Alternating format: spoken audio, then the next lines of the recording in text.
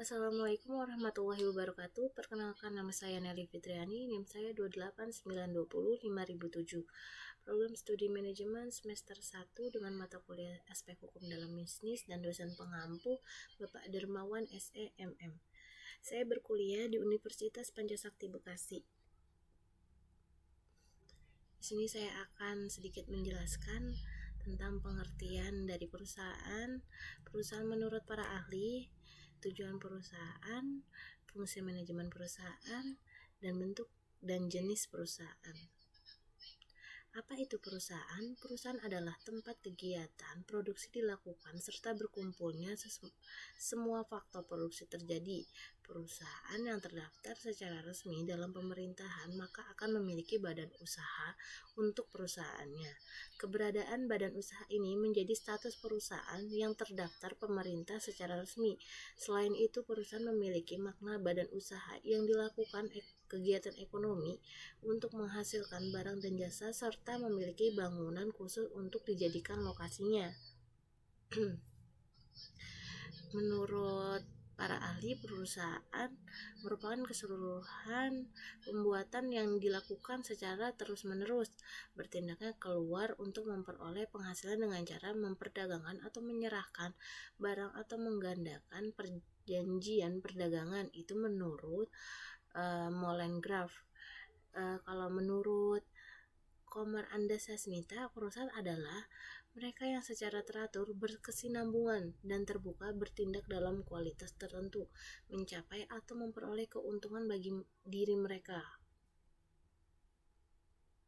Ada juga tujuan perusahaan. Tujuan perusahaan merupakan sesuatu yang akan dicapai atau yang dihasilkan oleh perusahaan yang bersangkutan. Tujuan perusahaan adalah target yang bersifat kuantitatif dan pencapaian target tersebut merupakan ukuran keberhasilan kinerja perusahaan.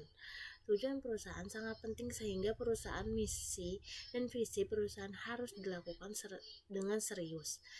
Misi dan visi perusahaan harus dirumuskan sependek mungkin dan dispesifikasi yang jelas sehingga setiap orang akan selalu mengingatnya.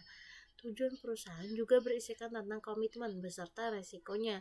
Tujuan juga untuk menggambarkan arahan bagi perusahaan secara jelas.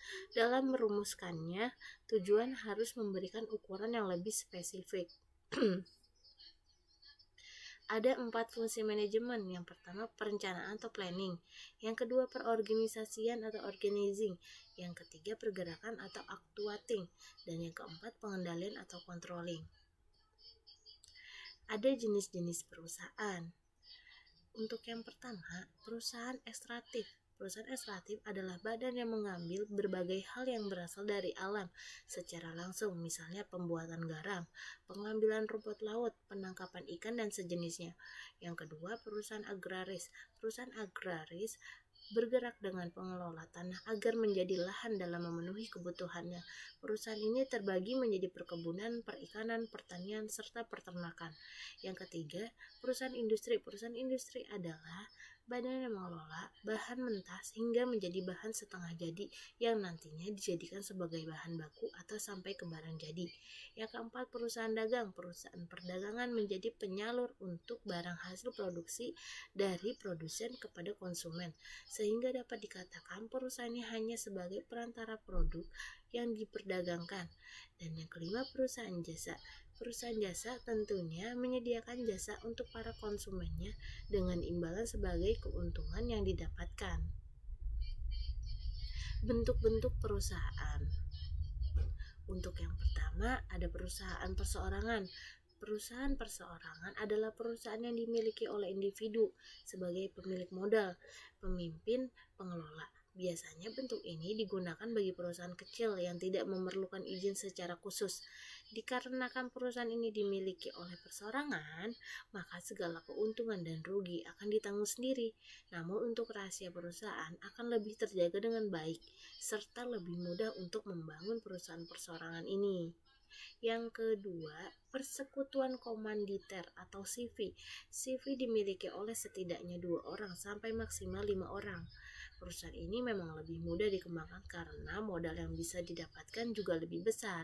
Namun, memang tantangannya adalah dalam perusahaan ini lebih rawan terhadap konflik serta tidak mudah untuk menarik kembali modal yang sudah ditanamkan terutama untuk sekutu. Yang ketiga, persekutuan firma. Persekutuan firma memiliki batas maksimal yang lebih besar dari CV, yaitu bisa mencapai 10 orang yang bersekutu untuk mengembangkan sebuah perusahaan. Dalam firma ini, tanggung jawab yang dimiliki masing-masing anggota tidak terbatas. Sementara untuk keuntungan serta kerugian akan dibagi berdasarkan besaran modal yang ditanamkan setiap anggota perusahaan. Untuk bisa mendirikan perusahaan ini dengan baik, maka ada beberapa persyaratan surat-surat resmi yang harus diselesaikan terlebih dahulu. Yang keempat, perseroan terbatas. PT terdiri dari pemegang saham yang memiliki tanggung jawab secara terbatas sesuai dengan besaran modal yang ditanamkan. Jika sampai terjadi kebangkrutan, maka PT tersebut namanya bisa saja dijual. Keunggulan dari bentuk perusahaan ini adalah memiliki kelangsungan perusahaan yang lebih terjamin, mudah untuk mendapatkan kredit bank, serta saham yang dimiliki bisa diperjualbelikan. Sementara itu, ada beberapa hal yang perlu dipertimbangkan karena biaya pendirian yang mahal, perizinan memakan waktu lama, serta kerahasiaan perusahaan yang kurang terjamin. Yang kelima, ada badan usaha milik negara, BUMN. BUMN adalah perusahaan yang utamanya melayani kepentingan umum dengan modal usaha berasal dari pemerintah. Selain BUMN, ada juga badan usaha milik daerah BUMD yang keseluruhannya atau sebagian modalnya adalah milik pemerintah dengan pimpinan yang diangkat oleh gubernur secara langsung. Yang keenam, yayasan. Yayasan adalah badan usaha yang memang bergerak untuk bidang sosial serta bisnis sekaligus. Dalam yayasan ini biasanya berbagai hal yang berkaitan akan tertera dalam akta pendiriannya. Yang ketujuh, koperasi. Koperasi beranggotakan orang-orang yang akan melaksanakan sesuatu usaha berdasarkan asas kekeluargaan. Modalnya berasal dari simpanan pokok, simpanan wajib, dan hibah dari anggotanya sendiri. Beberapa jenis koperasi yaitu produksi, pemasaran, konsumsi, atau simpan pinjam. Dari beberapa bentuk perusahaan ini memang memiliki skala dan pasarannya masing-masing sehingga dalam pendiriannya perlu diperhatikan dengan baik agar tidak sampai ada hal yang nantinya justru akan merugikan bagi pemilik usaha. Perusahaan ini yang akan dikembangkan agar berjalannya nanti akan lebih mulus serta menguntungkan untuk siapapun terlibat di dalamnya. Terima kasih. Sekian dari penjelasan yang saya jelaskan. Mohon maaf jika ada kesalahan kata. Wassalamualaikum warahmatullahi wabarakatuh.